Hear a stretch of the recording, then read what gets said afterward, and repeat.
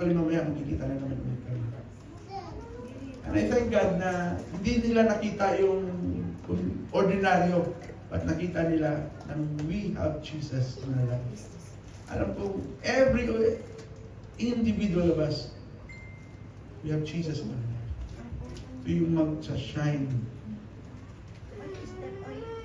At makikita nila yung liwanag na meron tayo. So,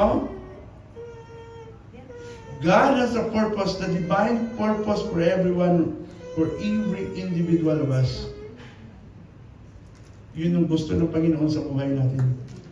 Wala po siyang ibang gusto, kundi tayong lahat ay gagamitin niya prophetically. God knows already our future. He will go before the Lord. Hallelujah. Kasama natin ang Panginoon palagi. Kahit saan tayo mapunta. If you are in the deepest ocean, if you are in the mountain top, kasama natin ang Panginoon. Kahit saan po tayo, He is always there. He will be filled with the Holy Spirit. Tayo po lang. Continually, we will be filled with the Holy Spirit in our life. Amen? Our devotional time, our reading time for the Word of God. Kailangan po natin yun, mga kapatid. John calling was divinely initiated and rooted in a prophetic fulfillment. The Word of God says, in these last days, almost 99% of those prophetic words will be fulfilled in our days right now. Hallelujah. So, we were going to grab this kind of opportunity. It is our divine appointment for every one of us. Hindi lang po tayo pinanganak na ordinary, but God uses ordinary people. Amen? We were not born by accident. God has a purpose for our life. May purpose po. Hindi naman po tayo na pumunta dito. God has always purpose for our life. Second, prepare the way for the Lord. That's our obligations. That's our challenge in our life. To prepare the way of the Lord in our life. Diba? Tingnan nyo.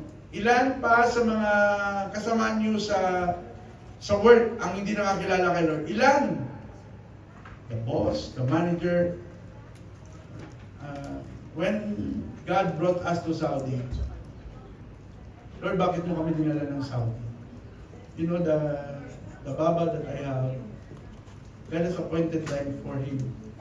The first time na naka-encounter ako, pag sinabing Arab people, parang grabe yung ugali. But that's the first time that my Baba hugged me.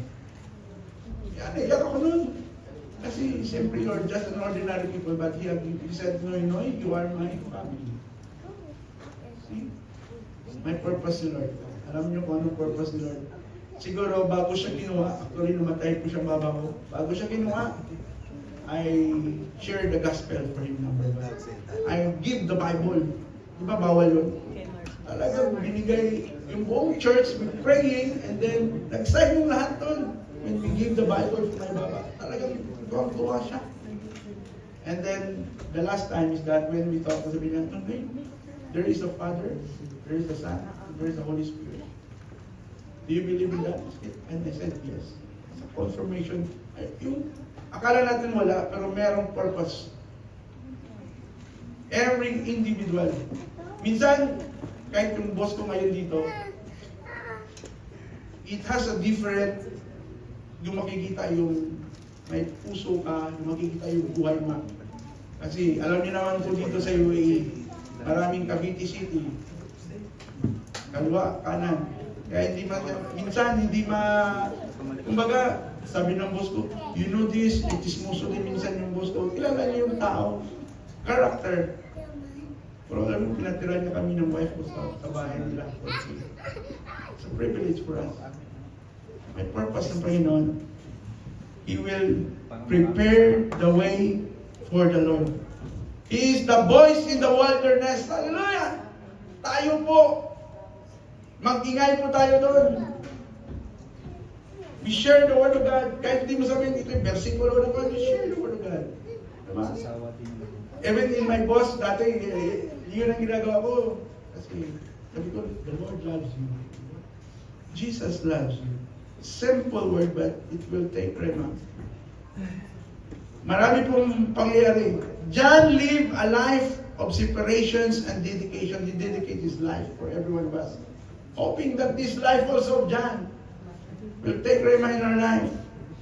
His message was clear, repent, for the kingdom of heaven is near. Hallelujah. Huwag mo lang masyadong shotgun yung mga kasama mo. Ang lagi ko natutunan sa baba ko, you need to love and respect these people. Kasi wala po silang gano'n. But if you need to give love to them, hindi yung lunes na nakasimango. Ang dami naman trabaho, diba? But if you need to do it for the glory of God, hallelujah. Magugulat na lang tayo one day, yung boss mo sasama na lang sa'yo. Kaya sabi ko nga, one day, lagi ko ina-invite yung boss ko, no worry. One day I come with you. Do you speak the English also? Tatanong niya agad ako. I do believe one day, wala akong imposible sa Panginoon. Amen. How many years I've been praying for my mom to become Christian? How many years I've been praying for my classmate, my neighbor. Ngayon, may mga kapitbahay na akong born again. Hallelujah. Yung kadibati ko dati nung elementary ako kasi mga singles for Christ sila. Ngayon, she is now a pastora in Saudi Arabia. Babalik. Walang imposible sa Panginoon. Amen? His message is always to